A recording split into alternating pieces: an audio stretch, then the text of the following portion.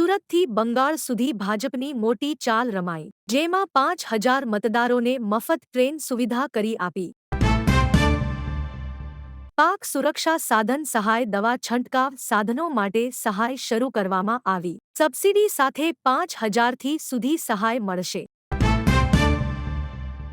હાલ cyclonic circulation, western disturbance અને વરસાદી ટ્રફ જેવી 3 સક્રિય સિસ્ટમોના કારણે હવામાન વિભાગે 5 એપ્રિલ સુધી ગાજવીજ અને તેજ પવન સાથે વરસાદની આગાહી કરી.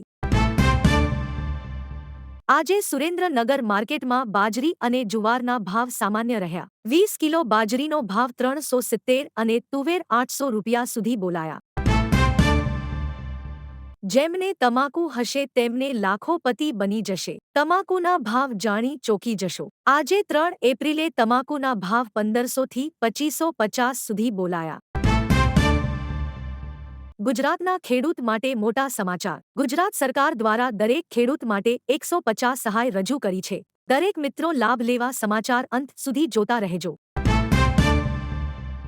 અંબાલાલ પટેલની ખતરનાક આગાહી. રાજ્યમાં આગામી 10 દિવસ એટલે 13 એપ્રિલ સુધી રાજ્યના વિવિધ વિસ્તારોમાં ભારે વરસાદની શક્યતા રહેશે.